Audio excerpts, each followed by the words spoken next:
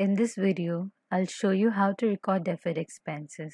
Deferred expense is a cost that has already been incurred but which has not yet been consumed. The cost is recorded as an asset until such a time as the underlying goods and services are consumed. At that point, the cost is charged to the expenses. To work with this functionality, enable deferred expense from Administration, General Settings. Choose the option Enable deferred expense from Others. Once enabled, move to Invoice Received document from Purchasing. Create a new document of invoice received. Once the form opens, fill in all the required details in the main tab. In the Expenses tab, allocate the expense over the month or period. Click on Add option to add the details. Choose the expense type from the list. Once selected, click on the option Create or Cancel Deferral. A deferred expense dialog box will appear. Fill in the details as required. Under the description, the details will be filled based on the expense item description. Deferred from or to, you must include the period from when to until when you want to defer this expense.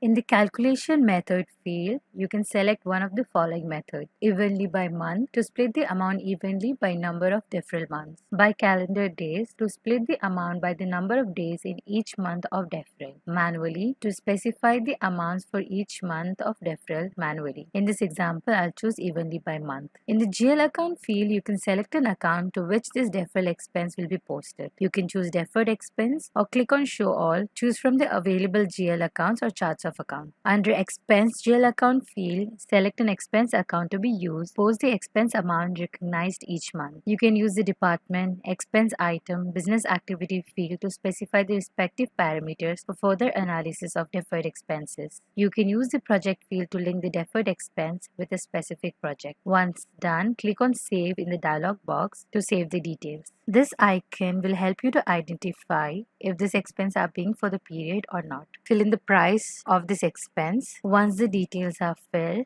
check the data and post the doc. Please note these deferred expenses will not be included to the cost of inventory. To know the entry created with this transaction, click on Transaction Details. The entry will be Debit Deferred Expenses, Credit Current Trade Payables. To work automatically with deferred expenses, do the month-end closing and check the expense values calculated in the report. Go to Accounting, open month-end closing, choose the required entity and the period. Click on Calculate Current Expense for Deferrals and execute month-end closing. Once done, open Expense Recognition document. Open the document created with this month-end closing. Under Deferred Expense, you can see the initial deferred amount will be evenly distributed in 3 months as recorded in the invoice receipt. If you need to adjust the deferral amounts in the generated document, select the checkbox Manual Processing, make the required edit.